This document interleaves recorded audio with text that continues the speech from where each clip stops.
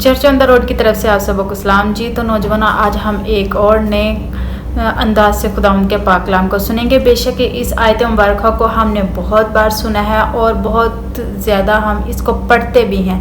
आज एक और अंदाज से हम खुदावंद के पाक कलाम में से देखेंगे। इससे पहले टॉपिक बताऊं, हम खुदावंद के पाक कलाम को देखेंगे, पाक कलाम को पढ़ेंगे। यूहन्ना रसूल का इंजील बयान, उसका 15 बाब, उसकी 5 आयतें मुबारक। मैं अंगूर का दरख्त हूँ, तुम डालियाँ हो। जो मुझ में कायम रहता है और मैं उसमें, वही बहुत फल लाता है, क्योंकि मुझसे जुदा होकर तुम कुछ नहीं कर सकते। आमीन।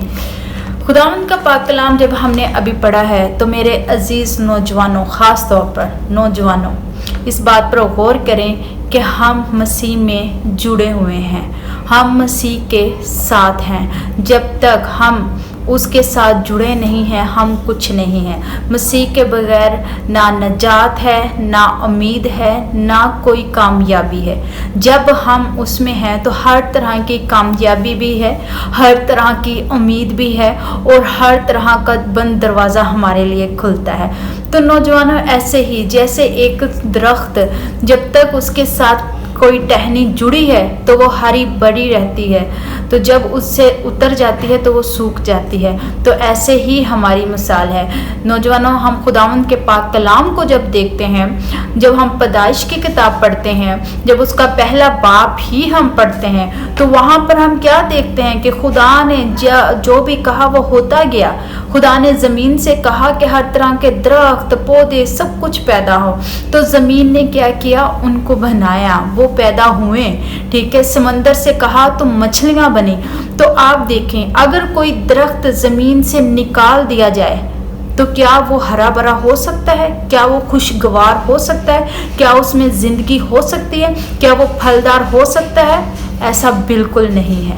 तो ऐसे ही मेरे नौजवानों, अगर मछली को उसको पानी से निकाल दिया जाए तो वो ज़िंदा नहीं रह सकती। अब पौधा, वो ज़मीन के बगैर कुछ नहीं है, मछली पानी के बगैर कुछ नहीं है। तो नौजवानों, मैं और आप खुदावंद यीशु मसीह के बगैर कुछ नहीं है। हम उसमें जुड़े रहें तो हमारी ज़िंदगी में मकसद है, हम उसमें जुड़े रहें हमारी ज़िंदगी में सुकून है, हम उसमें जुड़े रहें तो हम हर एक बीमारी, परेशानी, हर एक मुश्किल से पर फतह पा सकते हैं, इब्लीस पर फतह पा सकते हैं। उसके बगैर हम खुदा के पास भी नहीं जा सकते हैं, उसके बगैर हम हमेशा की ज़िंदगी भी नहीं पा सकते हैं। अगर मसीह के साथ जुड़े हुए हैं तो हम हमेशा की ज़िंदगी को पा सकते हैं, हम हमेशा की ज़िंदगी को हासिल कर सकते हैं, क्योंकि वही अंगूर का हकीकी दरख्त है। क्योंकि यीशु मसीह ने खुद अपनी ज़ुबान मुबारक से इस तमसील को बयान किया और वो खुद ही फरमाते हैं कि जो टहनी मुझ में जुड़ी है वो फलदार भी होगी, जो टहनी मुझ में जुड़ी हुई है वो हरी भरी भी होगी। तो जब तक हम उसमें जुड़े हुए नहीं हैं तब तक हम कुछ नहीं है। तो मेरे अजीज़ नौजवानों, बहनों, भाइयों, जितने भी हैं जो इस कलाम को सुन रहे हैं, आप लोग इस बात को देखें, क्या मैं मसीह में जुड़ा हुआ हूँ? कहीं मैं रूहानी तौर पर मुर्दा तो नहीं हूँ? क्या मैं रूहानी तौर पर मुर्दा तो नहीं हो रहा हूँ? क्या मेरी रूहानी ज़िंदगी खुशगवार है? क्या मैं तरोताज़ा हूँ?